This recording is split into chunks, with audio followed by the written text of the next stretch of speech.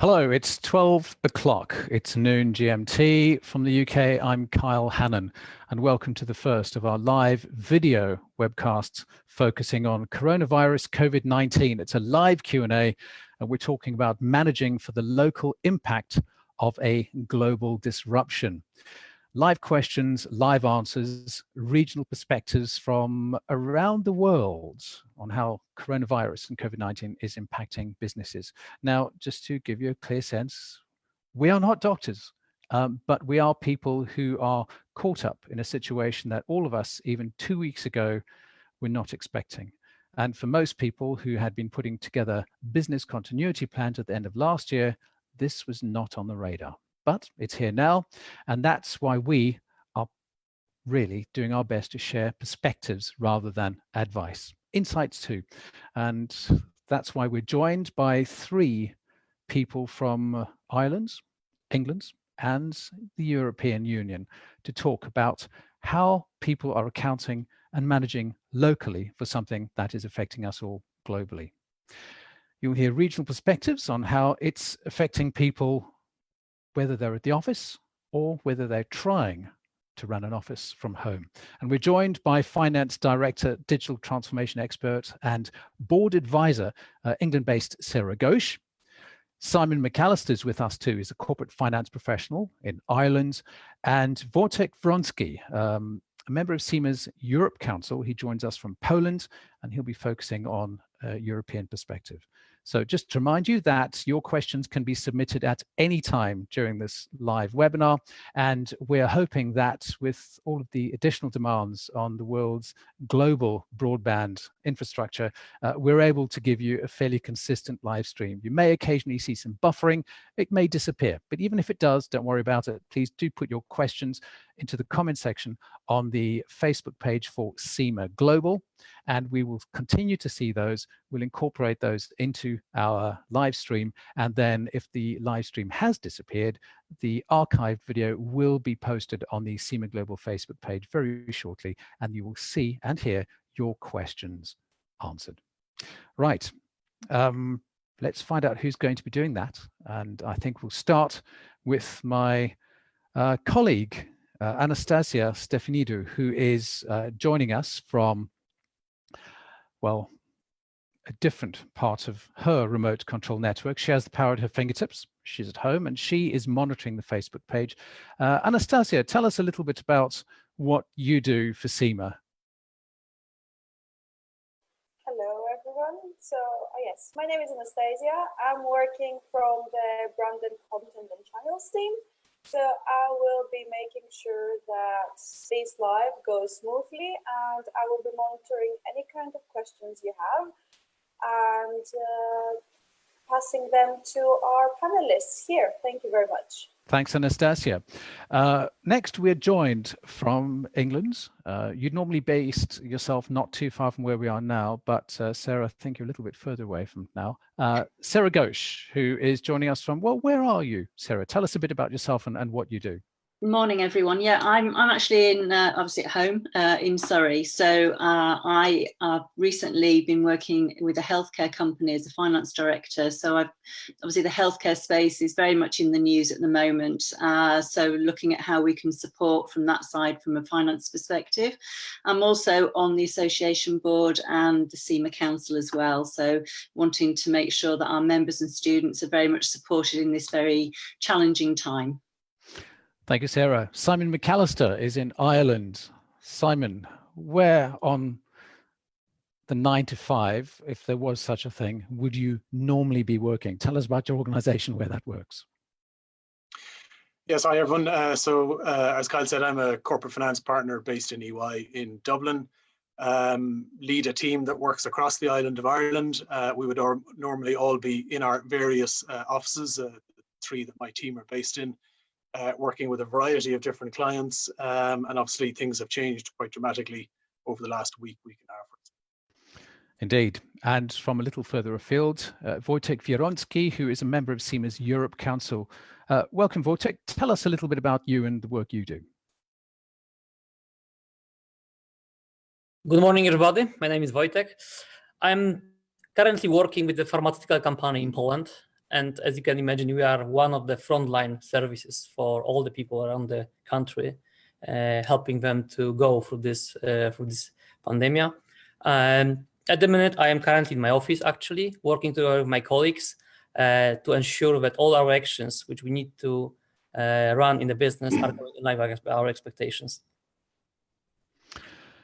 And one of the interesting thing was when 3 weeks ago we were originally talking about these webinars, is that we thought, well, we would be doing exactly what Wojtek is doing. We would be in our offices, but what we intended to do was set up a simulated Zoom call using Zoom instead of our normal video conferencing software.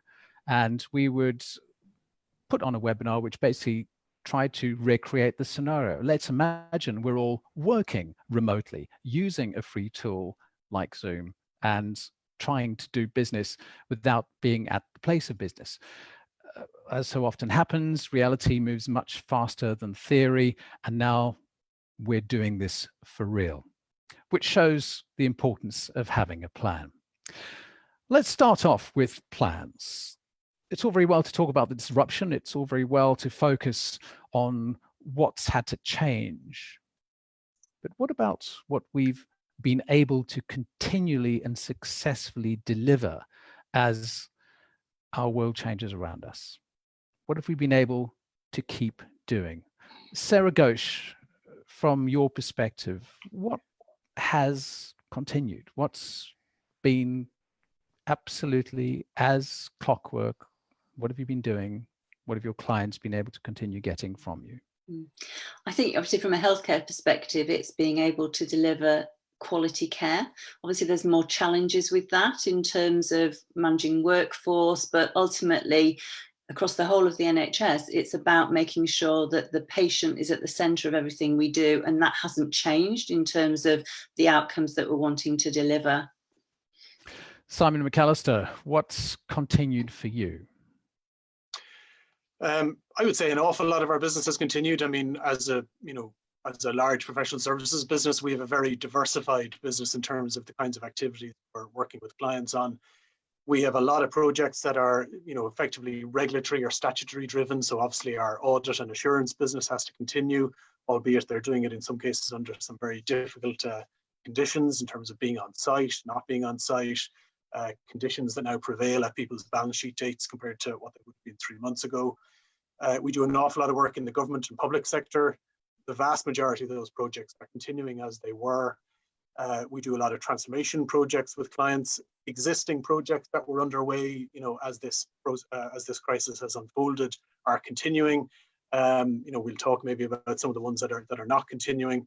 And we have existing procurement processes that we might be involved with in clients or for new projects where they are continuing to run those processes and try and keep those moving as best they can so that they're in a position to appoint or to start work as soon as they can. And Wojtek, from your perspective, you're in the office, so we know that you can at least still get into the building. What have you been able to keep on and keep your delivery, whether it's in terms of manufacture, whether it's being able to deliver services to clients? What have you been able to keep up with? I think the biggest thing which we managed to keep up actually was serving our patients every day as they expected, because we as pharmaceutical business, we are in the front line. And obviously, clearly, when the whole COVID-19 issue emerged, there was a huge increase of demand. At the same time, there was, I would say, lots of constraints from the supply chain side. So our job was to ensure that we are still able to support our patients as they needed. And secondly, what was most important, we had to look after our employees, our colleagues, because naturally, as all of us, they have been concerned around their safety at work. So we need to ensure that we protect them as much as possible. So we had to quickly implement changes into our operating model and make sure that we can provide to them as much security as possible, physical, but also at the same time support them psychologically, because as all of us, they have been also concerned, and some of them needed some support, and we also ensure that we can provide them support. Let's talk about how we're all responding to the situation. As we said, we didn't know that this would be happening when we put together last year's business continuity plans, but it's certainly happening now. So how have companies in our various sectors responded? Sarah, let's go back to you. How have you seen companies, perhaps ones you work closely with or ones more broadly in the sector, how have they responded so far? Well, I think we have to be very clear that crisis management is now the new business as usual, at least in the short term. So it is about really considering looking at building another view of the world. You know, the landscape has changed so dramatically from when the business planning was first done, say for the beginning of the year. We need to really be looking at how this is now changed and the assumptions we need to build behind that to make sure there's some form of business continuity. Simon, how are things in Ireland? How's your company? Of course, it's a globally known brand, but how are companies that you're working with or ones in your sector responding? It's very varied. You know, clearly there's a huge sectoral impact here, ranging from those who are seeing, you know, a minor level of disruption to which they obviously have to adapt, all the way to the other end. You know, and the obvious ones jump out, people like airlines, airports, any transport business, leisure, hospitality clients. They're seeing a very, very immediate fall off in demand. They're seeing very, very significant pressures on cash flow and on working capital. So it will vary by sector. Even those, I think, though, at the other end of the spectrum, the ones who you might say are seeing less of an impact, they're still trying to just work through what's the impact going to be this week, next week, in a month's time. You know, whether that's in terms of business continuity plans or maybe longer term and things like supply chains. They may not have seen an impact yet, but those supply chains now are starting to gum up a little bit, particularly if they're trading within Europe. There's now queues at borders. We've seen big queues in Germany. And, you know, back in China, we're seeing reports that the country is starting to reopen, but yet the ports are still a bit slow because they've introduced new controls there. So even though things are starting to come back to normal in some parts of the world, the speed at which that normality returns is not probably what we would normally expect it to be. Well, we're getting questions already where people are asking how they can balance having to focus on what they need to be doing today with what they know they're going to need to be doing in a month's time or in 3 months' time, in Q2 or in Q3, even though no one has clear visibility or a precedent to follow to build that assumptions and that continuity plan on. How do you build a strategy if you don't know where the goalposts are? Everything is very fluid at the moment. Wojtek, you work very closely with many of the sectors that Simon's just been referencing. How are things where you are? I think, you know, from my perspective, the whole situation is a kind of big test for all of us in terms of the way how we can manage crisis. And, you know, normally when you prepare those plans in the business without such a situation, of course, you always plan for the worst, but you never experience that. And really, when you face it, you realize how your plans are good and obviously what you can do better. And secondly, also what is really important is those times which we could experience pretty much every day is about the communication, how you communicate effectively with all your key stakeholders, first with all your employees, secondly with your suppliers, and thirdly with your patients or customers, yeah, whom you need to give a lot of confidence that you are controlling your business, you are controlling what's happening there as much as possible, of course, and also you do take care as much as possible to protect your employees, your colleagues, but also to keep the business going, because everybody in my sector relies on us and relies on us to continue operating despite all the disruptions which happened outside. Absolutely right. And you, in a situation like this, one of the things we all look for is guidance and direction. And we did have a question about what the AICPA or CIMA is doing to respond to the situation. And we just wanted to mention if our viewers, especially here in the Chartered Institute of Management Accounting community, are looking for pandemic-related information or guidance from the Association of International Certified Professional Accountants, we've now created dedicated online coronavirus resource centers as well. So coronavirus-related news, updates, etc., as well as a couple of toolkits. You can go to either cimaglobal.com/coronavirus. That's cimaglobal.com/coronavirus. You can also go to arcpa.org/coronavirus. So we've been talking about how we respond, what's continued, what impacts we've seen. But what about the impacts we've seen that we weren't expecting? Let me go over to Ireland again. Simon MacAllister, what impact of this coronavirus pandemic was the most unexpected? The most unexpected, I think, was maybe the degree to which there was a lot of, again, variation between the way companies responded. Some responded quite preemptively. They effectively jumped ahead of some of the government guidance because they just felt, you know, and the WHO have said this, acting fast is probably better than acting perfectly. And whether that's in terms of instructing people to work from home, quarantining certain teams, you know, very aggressively if people are just, you know, even have a little bit of a sniffle. We've seen clients who created A teams and B teams, and that they were rotating those in and out of the office before the instructions, you know, came for sort of a more national work from home approach. But then you had others who I think were very, very slow to respond, and hopefully that won't, you know, sort of impact their businesses or their people too negatively. But I think it was quite stark in terms of how wide a gap there was between those who reacted very quickly and very definitively and those who were a bit slower. And Sarah, with your perspective, what just came out of nowhere in terms of impact or consequences from this pandemic situation we're all in? What surprised you when it comes to unexpected impacts? I think it's really the speed at which things have happened. I mean, just based on the past week, the amount of legislative changes that have come through that businesses now need to start understanding more about in terms of helping with liquidity, how the government measures that have been in place, how can you tap into those? And it's also about how we can manage the workforce and how we can ensure that they are supported, communicated, and actually working from home is obviously very isolating in some instances. So we need to make sure that there's still that social aspect as well. I mean, one thing that has come out of that is the innovative side of companies. So, for example, TechForce 19 has just been launched by the NHS around looking at putting together funds for companies to think about how we can address social care with people that are in isolation, and also the mindfulness of that aspect of being alone. So there's lots of other things that are coming out of this that actually will speed up the process of actually moving us forward from a technology point of view as well. And Wojtek, I know these are things that not everyone has planned for. I don't know that there are many business continuity plans put together last year that took this kind of situation into account. But from your perspective, what surprised you about the impact of this coronavirus pandemic from the European perspective? How have things landed there?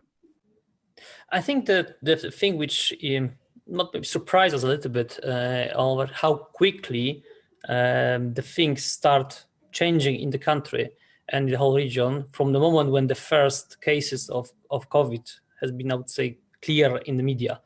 And as I said before, the demand grew rapidly, but the growth of the demand was much above our expectations, and also demand not only for the products which were directly related to COVID, but also products which were related to any other things which you would never imagine. Because suddenly all our patients, our customers were concerned that in a second there will be lack of supply in the market. But also what's surprising in a positive way was how quickly things sort of came back to normal from this perspective. Since the first news about COVID in Poland were like 2 weeks ago, already now we can see a lot of uncertainty, but also a lot of, I would say, quietness in the market. People got used to new situations. The businesses, especially MacAllister, adopted very quickly how to operate in a very constrained environment. And then we can see already it's turning to very, very positive, much more organized way of dealing with the situation, which gives me a lot of hope, a lot of positive thinking about the future, that by complying to those limitations and dealing with them for some time, we can manage to go over it very, very quickly. And I think that's important. We'll certainly touch on this a little later when it comes to rediscovering our sense of personal and professional resilience. But it has to be said that when it comes down to the nuts and bolts of everything, without technology which did not exist 20 years ago, our response would have been very, very different. And we have a question here which talks a bit about how we plan for things. We have a business continuity plan, which we updated in late 2019. It was not set up for a pandemic, more for a weather or a civil unrest, perhaps a terrorist-related event, something I think they describe as an emergency on-site category event. Wojtek, as we're talking to you now, what do you think someone in that situation should do? What are the first things they need to add to 2019's business continuity plan to make it relevant for 2020? I think firstly, the business needs to review what circumstances the business faces which have not been considered as such in the continuity plan. Because, you know, although you try to predict any possible scenarios, but you can't predict everything. So it's question number one. Secondly, also, you need to turn into the crisis management mode, which means that pretty much every day as a management team, which I am a part of, you need to get together every early morning to understand what has changed, what you're facing new, what you managed to deal with already, and how do you need to adapt to the very fast changing situation. And the plan which you had, the kind of crisis management plan, needs being updated pretty much on ongoing basis until you can say to yourself that pretty much all the key aspects of it are already pretty much under as much control as possible. So my view would be open, be agile, but also be very flexible in terms of how you react and how quickly you can react to the fast changing circumstances. Let's get the perspective from Ireland. Simon MacAllister, we're talking about what needs to be added to a 2020 business plan that makes it fit for the new future we're facing. Perhaps we've got something that was put together last year. What do you, when you see business plans that perhaps people in your sector, organizations or clients normally identify the known unknowns. Now we've got unknown unknowns. What else do we need to be adding to our business continuity plans right now? I would say it's the ability to try and plan and manage and assess lots of different outcomes, because the one thing we know for sure is that there isn't going to be one single outcome to this, and we certainly can't predict with any certainty how long are we going to be working from home, what are infection rates going to be like in our country, in our region, in our company, in our team. So and when we build business models and financial models for people, people sometimes ask us for facility to do sensitivities, and my response to that is always, we don't do sensitivities anymore, because the world doesn't change based on one assumption. The world changes based on lots of different assumptions changing, and when one assumption changes, it'll change something else over here. So we don't talk about sensitivities, we talk about scenarios. And I think companies now need to have an ability, and as Wojtek said, this is now a daily planning process, a live planning process, where you are running different scenarios for different outcomes, and then revisiting them potentially every day or every week, whatever is right for your business in terms of cadence, to try and assess what are the different range of outcomes here that we could be landing on. We may not have a specific one, but if we have some different versions of different outcomes, that can give us a sense of the different things we may need to start to do, which might be in terms of workforce planning, it might be in terms of supply chain contingency or backlog ordering, it could be in terms of workforce the continuity around physical premises, what do we do with those? Across all of the areas a business needs to be working across. And I think that when you deal with planning from a Q1, Q2, Q3 basis, from the perspective of a finance professional and accountant, suddenly we have to look at tomorrow, perhaps this afternoon. Things have changed, things have become much more urgent, more mission critical. Just in case our viewers might have just joined us at the facebook.com/CIMA Global page, this is the live stream from the AICPA and CIMA. It's a live video webcast. We are talking about the coronavirus and COVID-19. It's a live Q&A. If you have just joined us, welcome.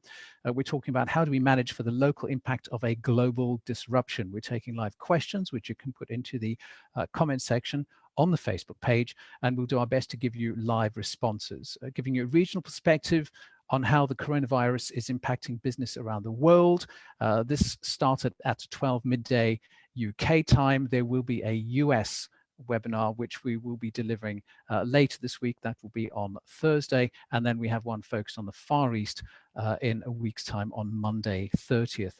For now, we will be running the stream until about 1 o'clock UK time, and you can follow this on facebook.com/SEMA Global. I'm joined by three experts giving us a regional perspective from three different parts of our part of the world. Sarah Ghosh is a finance director. She joins us from England. Simon MacAllister is a corporate finance professional in Ireland. And Wojtek Wieronski is a member of SEMA's Europe Council. He is joining us from Poland. So we're talking about the nuts and the bolts. And one of the realities is I have a slightly scratchy throat, but I trust it's just a lack of coffee. It's a small problem compared to what most people in business are facing. They're discovering all sorts of unexpected issues. And one of the things, and I'm going to put this to Sarah, that perhaps we've had to do is replace face-to-face meetings with virtual meetings. Sarah, perhaps a couple of weeks ago, you were going to be having business continuity planning discussions, business strategy meetings. You were going to visit people in their boardrooms or have one-to-one sessions with members of the C-suite, senior leadership teams. Now it's all got to be virtual. People will be posting their, and I mean this emailing, people will be emailing their requests, their business continuity plans for assessment. So when people talk to you about what might be missing from today's business planning strategies, from today's approaches to crisis, what would you be telling people who are emailing their requests for help to you? What would you be telling them? What do they need to be doing now? In terms of the business planning piece, I would say it's really about the people in terms of the impact of coronavirus. So to be able to look at how you can plan for that in the future as well. So in terms of making sure that the business critical roles are covered, we've got backups for those people, the business can continue with a skeleton, a number of people in the office, people working from home. I think that what this is demonstrating is that it is possible to have interactions and meetings, etc., using technology, and it can be and is a very effective way for communication. And actually, once this is all over, I think the mindset will change to enable people to do more of this. But there's also still that need for the social interaction, the meetings face to face, and those ad hoc conversations at the water cooler. So the landscape will change quite dramatically after this, but I think it's for the positive in terms of engagement and making sure that we can have that work-life balance going forward. Well, this question actually ties directly in with what you've just mentioned. A question about sole traders and sole proprietors. What can we do when it's just me and a tiny team of contractors? Should I try to tie in with other sole practitioners or sole traders? Now, I think that goes directly to your point when you're talking about the social interaction. You know, technology is crucial. We could not do what we're doing without technology. We could not be continuing our businesses without technology, but we're doing business with people. So talk to us a little about that personal connection. Expand on the way that we could continue to engage with stakeholders, perhaps customers, staff, suppliers, partners. How do we keep doing that? I think the communication around something like this is very important. So it's making sure that the suppliers are up to date in terms of what your approach is, making sure it's about collaboration across the whole of the supply chain and also with external stakeholders. And that's what we need to do more of in situations like this, because there's so many unknowns. We're all working in a very different, challenging environment, and actually collaboration is the key. So before I ask the same question to Simon, I'm going to ask my colleague Anastasia, who is keeping an eye on any comments or questions we may be getting on the Facebook page of semaglobal.com. I know we have been bringing some of those in that were sent in advance. Anastasia, is there anything that's coming in that we haven't yet touched on that you would like to ask us to look at the moment? Yes, so we just actually had one question asking about advice for SMEs, small medium enterprises, and if there's some tips that you can share with people on what to look after from like smaller businesses. Okay, and do we have any idea which country that particular query came from? Because if people are putting comments in, do mention where you are working from? Perhaps that's these days the wrong question to ask, because someone may be in Glasgow, but their office may be in London. Perhaps they're working from home in Glasgow. So tell us where your business would normally be done rather than where you're working from today. So let's perhaps go to Simon with that one. What's some advice for SMEs facing this kind of situation? What's the first thing they need to be doing? Yeah, well, I mean, I think both for SMEs and for the sole trader question that Sarah was just on, but I would absolutely say that someone like that sole trader definitely should link in with other sole traders who they think are in a similar position. Competitor, not competitor, there is value in having conversations with, people who are in the same position and being able to describe what has worked well, what hasn't worked well.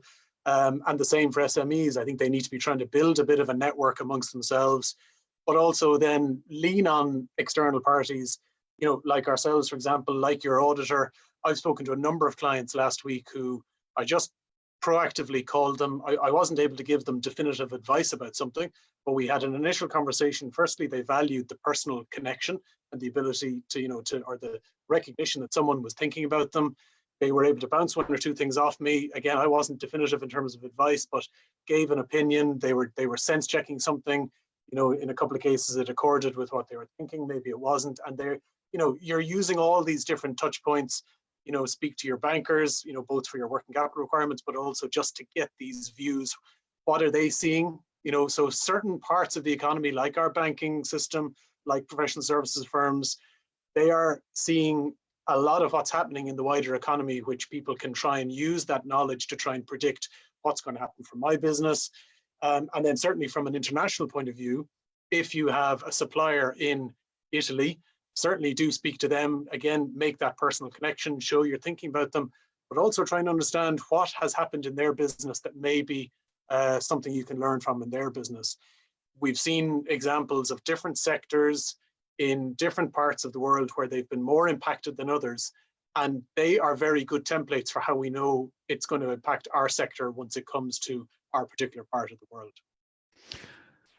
Wojtek, I'm going to ask you how we keep in contact with the people, even though we're not actually able to spend as much time with them in the past that we were used to. But I just had a response from the person who asked us that question. They've told us where they are based. They said they are based in the UK. They're based in London. That was the question about SMEs. So perhaps I'd go back to our England-based panelist, Sarah Ghosh, and we were talking about what do people do when they're just them, perhaps a sole practitioner, a very small practice, a tiny team of contractors. How can they get help? What would be a good way to kind of tie in with other resources, other people in the same position? I think it's really important to acknowledge that there are lots of other people just within the CIMA network as well that work at SMEs, and there's a whole network of people that can share their own experiences. I think one of the key challenges is around the payroll side, because there's so much new legislation coming through that your payroll administrator or person would need to really get a handle of. And of course, if they're having to self-isolate, then that's going to give you a real issue. So it's about collaborating with other small companies or people that you know that can help with that, because obviously that's something that you just can't allow to fall by the wayside. You have to stay on top of that. So I would again just recommend reaching out to the network through CIMA, through the people that are in your business network, and having those upfront conversations about sharing resource, sharing the how-tos, because that will then really help to build more knowledge as well. Thank you very much. And we do have another question about how do we balance the interests of our workforce, the possible realities that everyone in the business has to face, making sure that people still feel valued. And we'll touch on that in a few minutes' time. But I'd like to ask Wojtek, once we deal with supply chains, extended supply chains, you deal with logistics, you deal with technological solutions, you deal with platforms, you deal with automation. These are things that we're very used to discussing and dealing with at the association. When it comes to the people, how are you in perhaps your particular sector in pharmacy? It's pharmaceuticals or pharmacy supplies? Pharmaceuticals. So obviously, a lot of stuff has to be moved around. A lot of stuff has to be kept track of. But how are you keeping in touch with the people?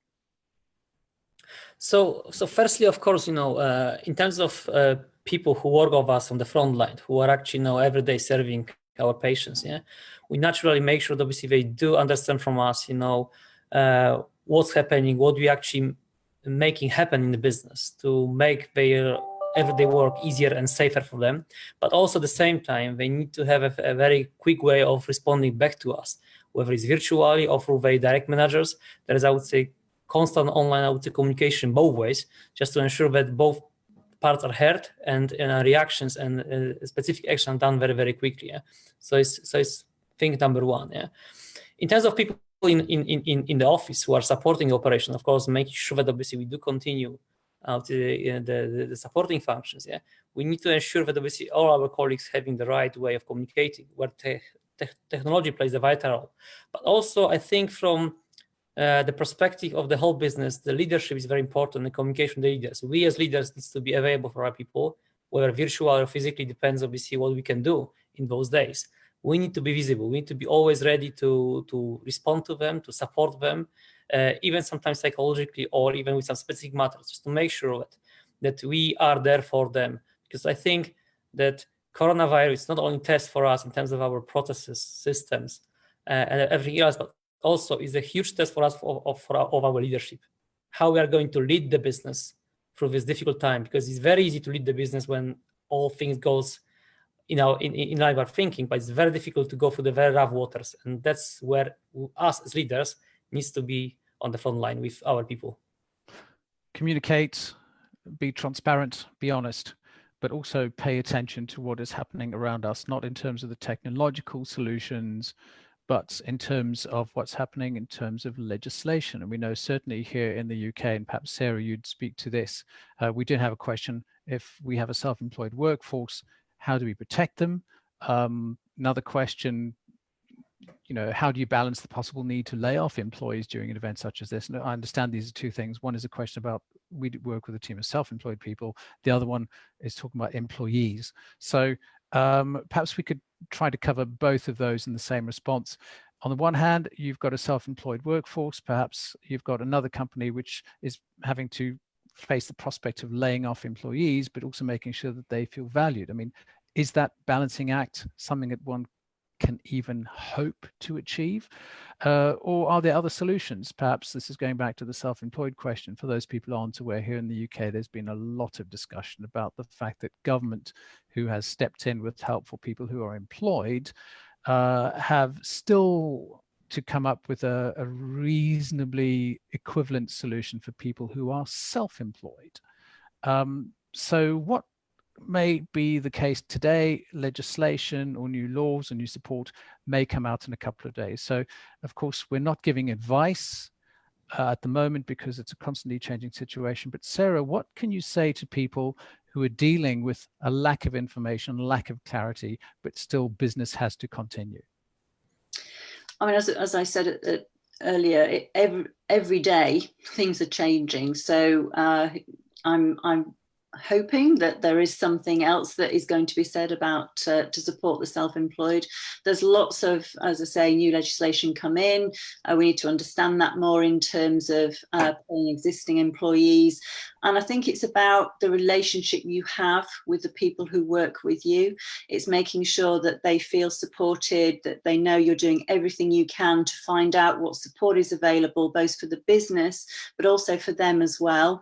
It's about keeping those connections, because ultimately we want to get back to hopefully a place where we were before, and we will need those valuable employees in the business going forward. So it's about the relationship. It's about being open about where you are, what you can do to help. I mean, that's my one kind of a piece of advice that I would give. Keep those lines of communication open, and make sure that everybody is aware that you're doing whatever you can to help them in their situations as well.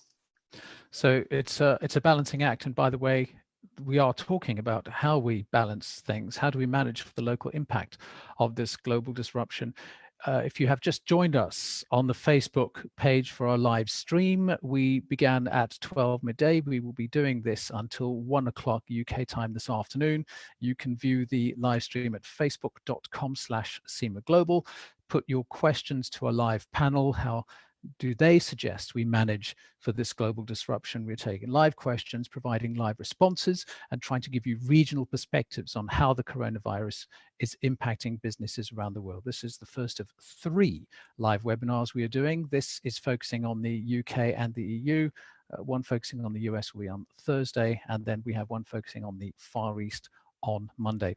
I'm Kyle Hannon from the AICPA and SEMA office in the UK. And if you've just joined us, the people who've just joined me, when I say just, they've been here for 45 minutes, but we still feel like brand new friends. Sarah Ghosh, you've just heard from, a finance director in England, a corporate finance professional from Ireland, Simon MacAllister, and a member of SEMA's Europe Council joining us from Poland, that is Wojtek Wieronski.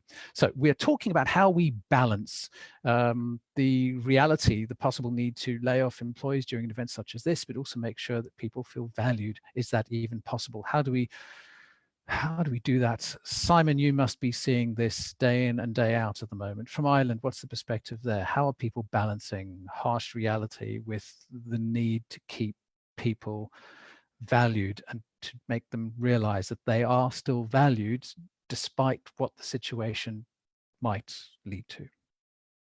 Yeah, I mean, the kinds of things I would just add, I think, to what Sarah just said is that when we talk about communication, there's a few different things that I've been thinking about, over the last few weeks. One is that there are elements of your team and your business that you probably cannot over communicate with. And I'm thinking in particular of, much more junior members of staff, new joiners. I was meant to have a person joining my team today, which is a really bizarre experience for them and for us as well. And there is going to be different communication strategies for different parts of business, depending on seniority, depending on experience, depending on their outlook. So some parts of our team, this is going to be let's assume we're going to be in a recession, which I think is probably a safe bet. It'll only just be a question of the length of it. This could be their 3rd recession because they've been around long enough. Others, it's their 1st recession. They have no idea what that's going to mean. They have no idea what it'll mean for our business. One other point then is the degree to which, when we talk about laying off staff and having to make changes to the total headcount, there will be different parts of our businesses, again, and each business will be different. Different parts of that workforce will know that they are essential, and they will know that they are not going anywhere, but that they may have changes to their role or that they will have changes to their workload. There will be other parts of our teams who know that they are probably the ones that are most at risk, either because they're first in or because it's a part of the business that's more vulnerable, or that the demand is dropping faster there than in other parts of the business. And again, that means that our communication strategy with those people and those different cohorts of people will need to be tailored. And it might mean something more formal or informal. It might mean something more frequent or infrequent.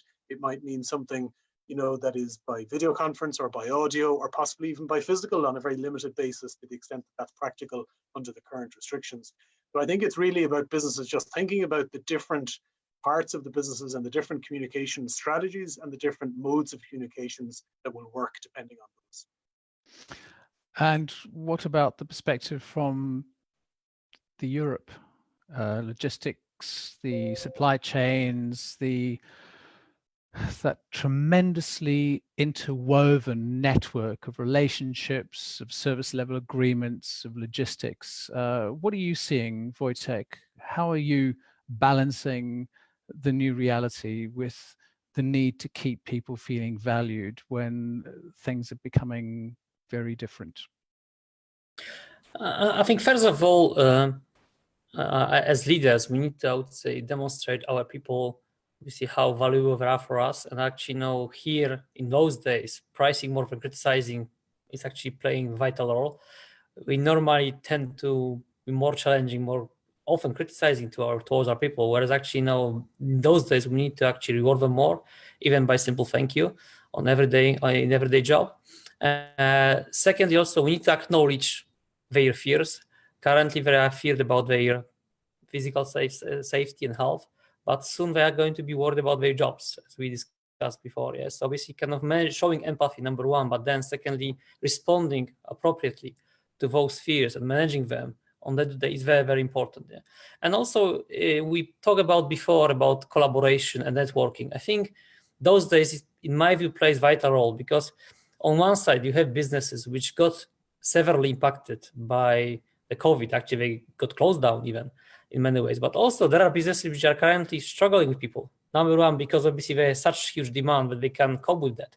And secondly, also because of restrictions which we face in the world around, no schooling, having kids home, etc. Lots of people are forced to take the time off, and hence obviously the other businesses who are actually currently facing a huge demand, they actually are looking for people, looking for somebody who can support them. So also maybe in this collaboration and collaborative approach, we can find a way how some people who are currently impacted negatively by the situation can actually join temporarily and support the businesses who are currently struggling in the opposite way. And that's where again, as I say, collaboration and working plays a very vital role, not only within the industry on the peer-to-peer basis, but also across the industries. Okay, so if we then look at what we have to do in our industry as finance professionals, we've all been talking about technological options. There's hardware, there's software, there's automation, there's all types of things that we could perhaps try to throw at this situation in some way to replicate or substitute for physical face-to-face business processes. Technological options can only go so far. But sometimes when all the dust settles, we're going to have to be looking at what's down on paper. And I now have a question about the legal and the contractual aspect of it. If we suddenly find ourselves in the situation that Wojtek just mentioned, if a company suddenly is in a terrible situation of stress, if it feels under tremendous pressure, is there anything in a service level agreement or a contract, perhaps an insurance policy, that a company could look at which would help mitigate this kind of situation? Are they in fact going to be aware that perhaps in their SLA, their service level agreement, in their insurance contract, there may be a clause which can help? Perhaps there's something in there which gives them an additional option. Sarah, let's go back to you and get your take on that. I mean, that's an interesting question. I think that definitely is a conversation to be had with your insurance companies and also with the people that you're actually contracted with. I mean, there is something called a force majeure that tends to be in contracts to cover these kinds of events, but it would need to be reviewed quite in detail to see actually is there anything that can be done in that area. I mean, that's all I can add really from a contractual point of view, given that there's a lot of detail behind it that would need to be investigated. And Simon, you would have been seeing this from the perspective of your clients at all levels. What would you suggest the SLA or insurance policy or contracts, even memorandums of understanding may offer in terms of additional support that people, because they've never thought about this kind of situation, may not actually have realized was even there in the first place? Yeah, I'd probably make 3 points. I think one, starting with insurance, the reality we're seeing here and with a lot of our clients is that the insurance policies, as always, are set up to exclude, more than they are set to include. And a lot of them are having difficulty with claiming business interruption, depending on whether something is government mandated or voluntary, depending on whether the specific issue around pandemic is or not. So insurance is a really difficult issue, and it's probably going to continue to be difficult for clients. Second is probably just about splitting, when you talk about contracts and legal, splitting existing from future. Existing, Sarah's right when she talks about force majeure. That's the one we've seen people are starting to look at as their best hope if they're trying to avoid issues around specific performance or around service breaches. We're aware of one trade body in a part of Asia which has issued 1,500 force majeure certificates, and obviously this is a feature of that particular legal system, to their members, which has given them protection against their counterparties to avoid breach of contract, which would have created exposure for those members of about $14 or $15 million. So huge amount of exposure, but that force majeure has been the means by which to give themselves a bit of breathing room. And then, undoubtedly it's down to having that conversation with the counterparties to see what can be done and what's realistic. And then the final point is on future contracts, and we've done this ourselves. For any new contracts people are entering, they need to be including language that specifically protects around the current issues. So, for example, we have a piece around working on client site, and we've now language in our letters that says if we will work with our client, but if we can't be on site, and if we think we shouldn't be on site, then we're not going to be on site. And if that impacts our service delivery, then that is what it is to a large extent. We need to be able to extract ourselves from some of those arrangements if we think the personal safety of our staff is going to be put at jeopardy, and we need to manage. Right. So then we know it's no longer business as usual. So from an accounting perspective, let's talk about things that finance professionals could be doing now, which is not only different to what they may have had to focus on doing in the past, but which continues to bring reassurance and perspective to their clients and their business partners. And as we've covered, this is a situation that very few of us have ever faced. I have never studied accounting, but from my limited awareness of the time I have spent in business school, at no stage did I see in Emergency 101 any specific mention of global pandemics. No one can go to the office being mentioned as a possible contingency to plan for. But just because we haven't trained for it, it doesn't mean we can't cope with it. So my question to all of you, what are some of the perspectives or insights, or perhaps accounting methods that finance professionals can still bring to their clients or their organizations as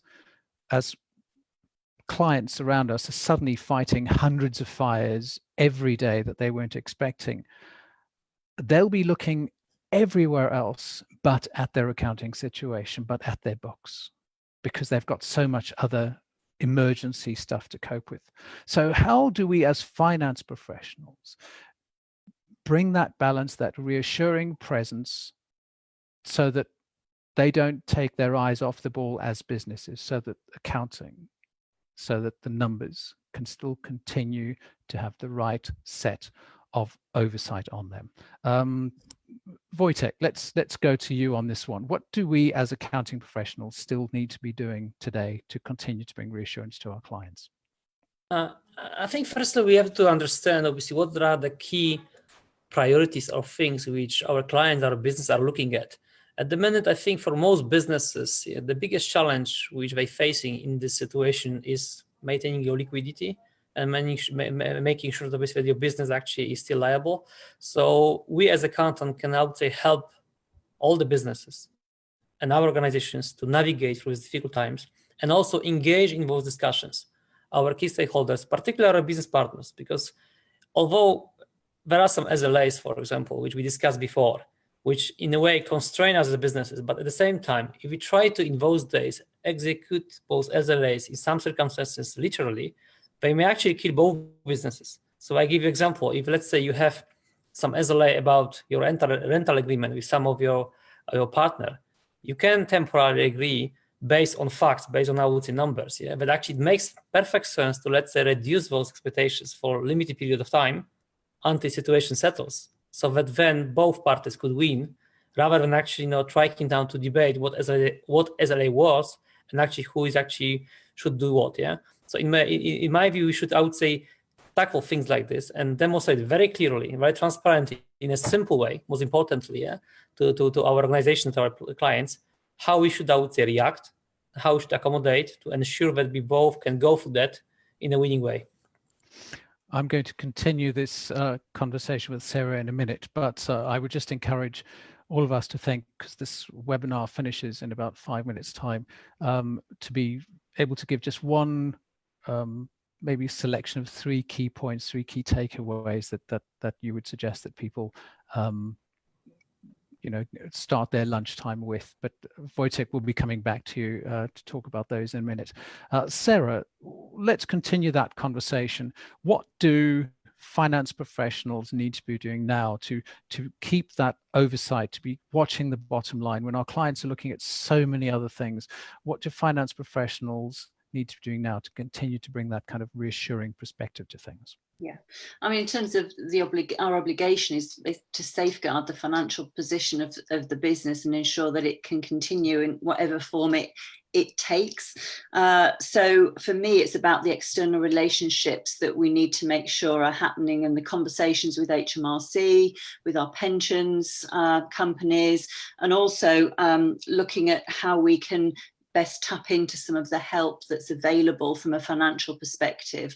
So the cash piece is really important. So liquidity, and I say also speaking with our auditors, because actually a lot of companies' financial year ends is the 31st of March. So all of that timetable will not be happening as it normally would. So it's having those conversations to make sure that the timing is changed, that there's understanding of when that might happen, and there's still that control that the finance people can give to the business to say everything's still working the way it should, albeit on a different landscape, but we're still doing those things that we're obliged to do. And also just to tailor the reporting so it's at a very pointed level, not all of the management reports that are normally done, but just a very high level view of where the company's heading in the next couple of months. And Simon, the issue of what can an accountant do when we can't actually see our clients doesn't mean we're taking our eye off their situation at all, does it? No, exactly. I mean, I think the area I would point to for companies thinking about this is that the finance team are going to need to start to deal with a very broad variety of issues. They are going to be the team that are going to be asked by different parts of the business, what's this going to mean for, for cash flow? What's it going to mean for service delivery? What's it going to mean for a million different things? To do that, they're going to need to create capacity. They're going to need people who are ring-fenced and have the bandwidth to respond to these ad hoc requests. But that means you need to try and allocate the existing work to the team to continue to look after the day-to-day part of it. So bookkeeping, a minimum level of reporting. So, in every business, invariably there's reports that are generated which actually no one looks at. Let's take the chance to ditch some of those. Let's be very clear about what are the absolutely critical, business critical finance processes that have to continue. We run those, and everything else gives bandwidth to people to respond on an ad hoc basis. Scenario planning, resilience planning, liquidity management, all the key issues we've been talking about, because invariably a lot of the issues in the business, I mean, the people charged with dealing with most of these responses are the COO and the CFO. And the finance team, a lot of it will come back to them to support the analysis and support the decision making that needs to be done over the next few weeks. So when there are emergencies coming up every hour, what the accounting team, what the finance professional can do is provide that support. They can keep their eye on the data and the figures, where the senior leadership team have to be looking elsewhere because the emergency nature of today's situation demands that they fight that fire, that fire, that fire. But as the accounting team, as the finance professionals, we can provide that ongoing, reassuring oversight the same way we always have, I would imagine. Now, we do have another question or two that has come through. Anastasia has one there, which I'm going to ask her to bring to us. And Anastasia has been monitoring the comments and the questions we've been getting on the Facebook pages. Some of those will already have been covered.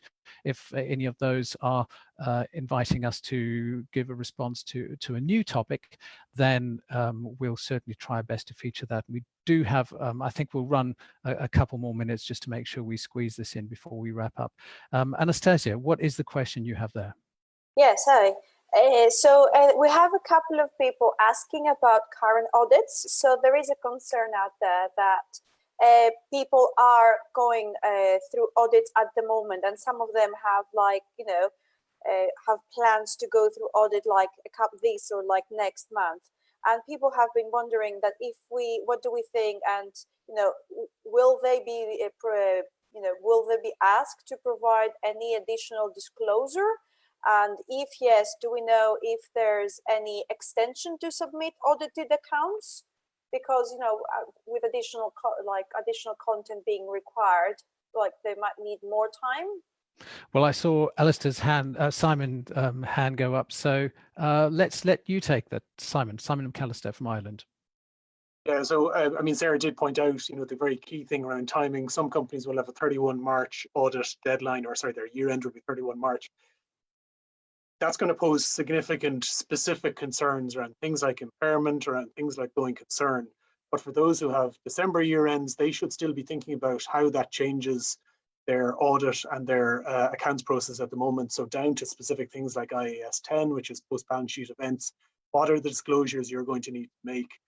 But really the substance of it, I think, will come back to a lot of companies around the rigor of a going concern review, because the balance sheet at a particular point will just be the balance sheet, and it will be, there will be the normal concerns around recoverability of debtors and about stock and everything else, depending on the business you're in. But that going concern review and your ability to survive over the next 12 months is going to be the key issue. And it's worth having proactive conversations with your auditors about that over the next few weeks, depending on the timing of your audit. We've seen an announcement this morning in the UK that there's going to be no earnings releases for public companies over the next 2 weeks. There will be a slowdown on auditing firms issuing audit opinions over the next 2 weeks, as well as that, because they would, for private businesses, as they all work through the consequences of what things like going concern and what post-balance sheet disclosures are going to be required. Thanks very much, Simon. Right, we've reached the end of our hour and we have plenty more questions, but unfortunately, as the saying goes, that's all we have time for apart from this.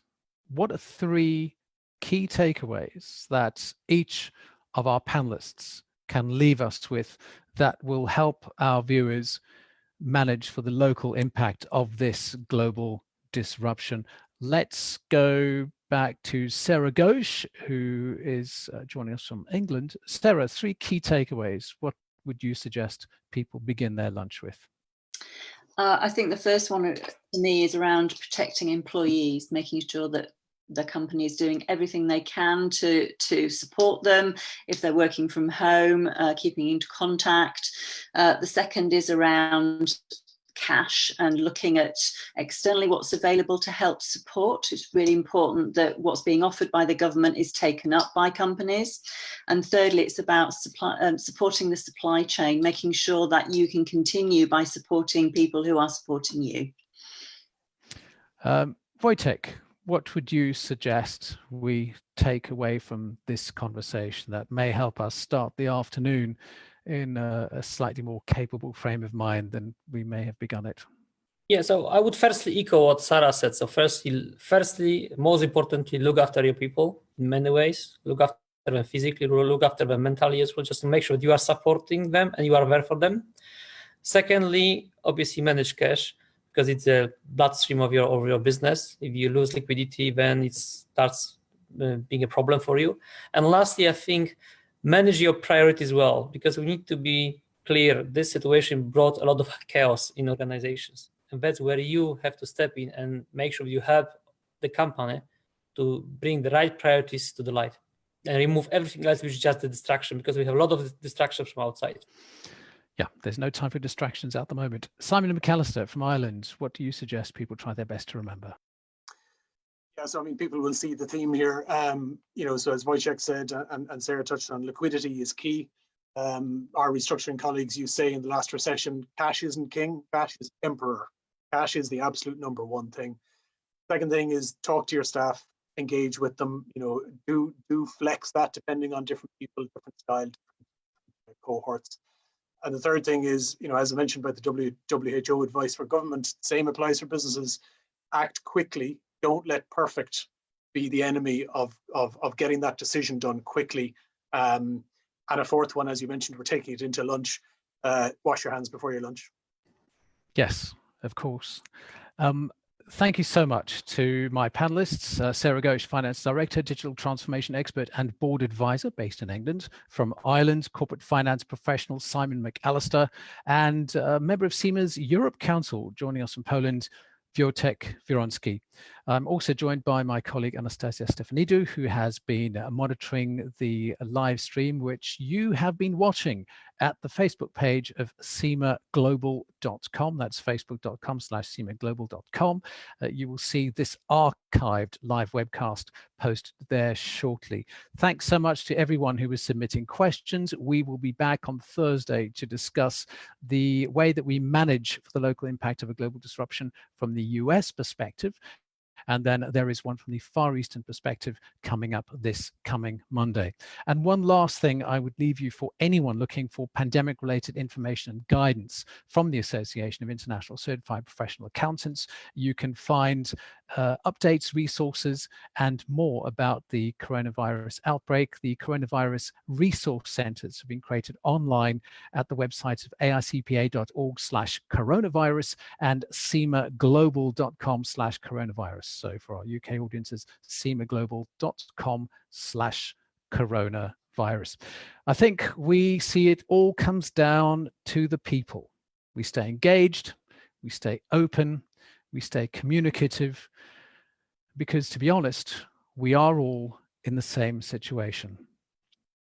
Everybody, thank you so much for joining us, and for all our viewers at the Facebook page of cemaglobal.com from the AICPA and CEMA office here in the UK. I'm Kyle Hannan. Everybody, stay healthy.